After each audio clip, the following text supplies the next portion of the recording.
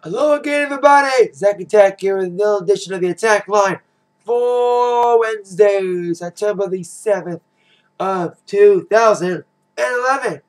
Alright, let's get down to business with our first order of business.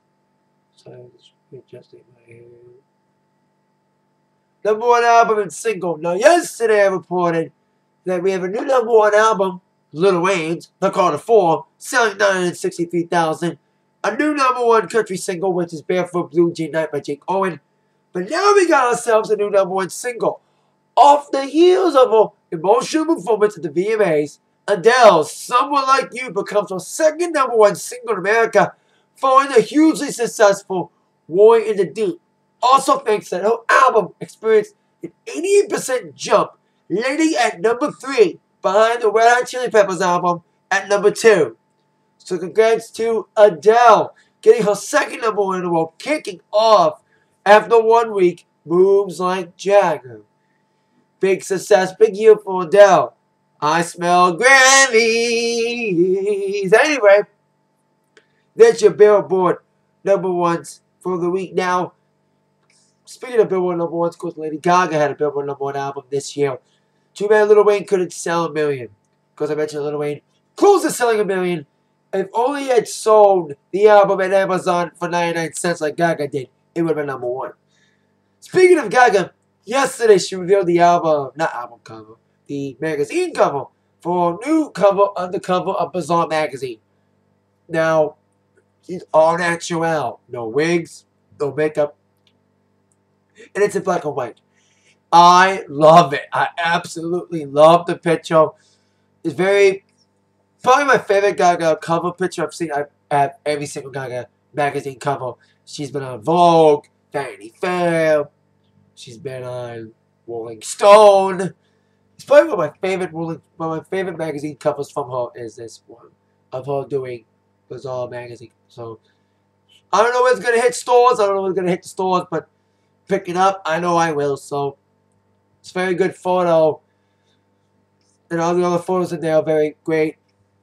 I hear she's supposed to have a TV special soon with Jean-Paul Gaultier, who designed the outfits for Madonna's Blonde Ambition tour back in the 90s, especially the cornball. I think it's going to air on CW soon, so keep your eyes out for that. Now let's get down to some other news and entertainment before I get to wrestling. The Oscars, one of the most established award shows ever, have announced their plans for hosting. After 2 years of couples, Steve Martin and Alec Baldwin last year, 2011, being Anne Hathaway and James Franco, they're finally going back to what started all, solo comedians. They were like saying to themselves, man, Hathaway and Franco bombed last year, no one liked them, so now we gotta get a comedian. And it's the man who was known as a comedian, but his career has gone down the last couple of years thanks to a string of family movies. Now, he's got a new movie coming out very soon, very, very soon. His first live-action movie in quite a while, which is Tower Heist. Eddie Murphy will be hosting the 2011 Oscar Awards 84th Annual. Now, some people saying it's a good decision or a bad decision. I say, if he nails this could be the perfect comeback vehicle. Because he's been doing Shrek movies and all these family movies. He needs to come back to the raunchy, edgy guy he was. That's what happened when guys gone soft. All the guys who liked him are like, why'd you sell out for? People like me. And I've seen many professional movies, and nobody was terrible, by the way. So, see what happened. The Tower Heist looks very, very good. Very good.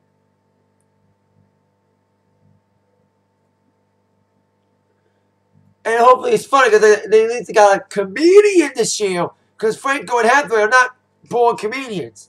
And the movie is a comedian.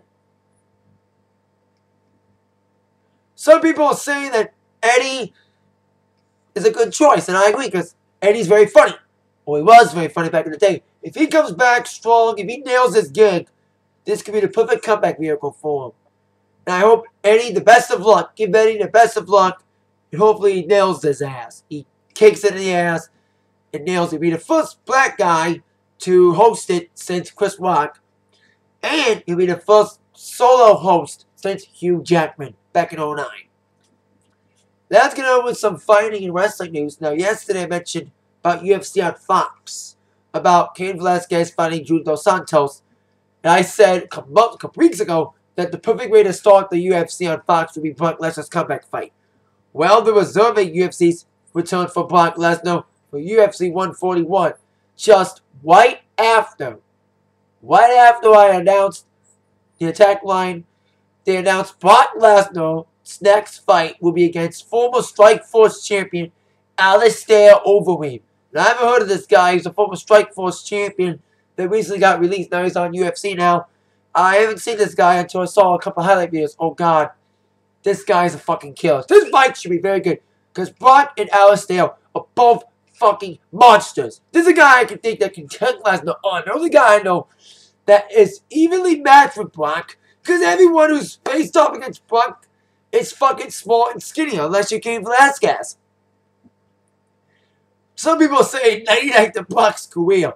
I heard the odds are pretty even. Because these two guys are big monsters. The only way they can win is if whoever nails the game plan correctly. Because Alistair's got the speed and he's got the punches. Lesnar, all he does is wrestle, beat your ass down, beat you down. Like Frank Mir. So, this fight should be interesting for what it is. But let's hope it's not bad at all. And all the UFC news, UFC's co-main event for the upcoming UFC 135 has been changed. The main event is, of course, Rampage vs. Bones, and I will be watching it. So I'll be reviewing it and previewing it as well. I wasn't going to because I had a gig, but that got canceled on me, so I'm going to watch it on 9/24. Well, anyway, the co-main event of Jones and Rampage was supposed to be John Matthews versus Diego Sanchez. Well, Diego got a broken hand, so therefore, it will be Josh Koscheck, filling in for Mr. Sanchez, coming off his loss against GSP back in UFC 124. Hope his eyes are better. Oh, God. If you saw that fight between GSP and Koscheck, oh, God. Koscheck's eye, that's the nastiest eye cut I've ever seen in my life. The worst I've ever seen after a fight. It's like really swollen. Oh, God. It was just brutal. So, that's that. That's some UFC news for you. Now some wrestling news. For those of you who watched Monday Night Raw, Triple H fired. I'm using this because we don't know if it's a wheel or not. Kevin Nash got fired.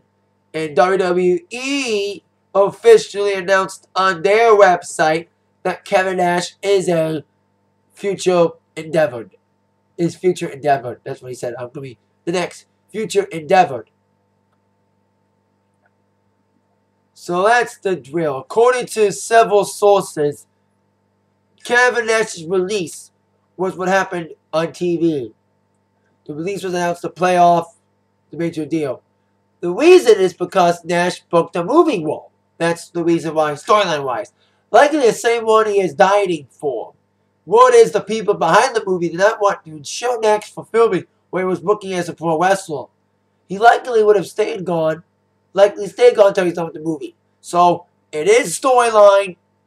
Nash is not really fired. He just is storyline fired because he's filming a movie.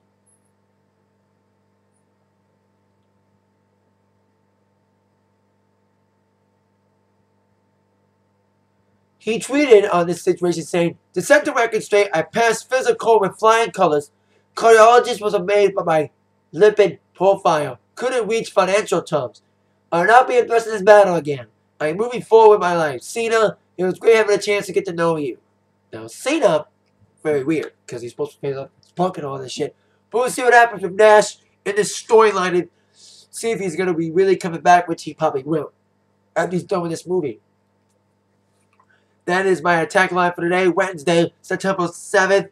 I'll be making one of them all. And yes, for the first time in 3 weeks, I'll be reviewing TNA Impact Wrestling. Missed it for the last 2 weeks because of my football gigs. And now I'll be able to watch it tomorrow, so I'll be able to watch it with Jeff Hardy's baton. That might just been attacked by the news. from Zach. Thank you very much. See you tomorrow. Goodbye.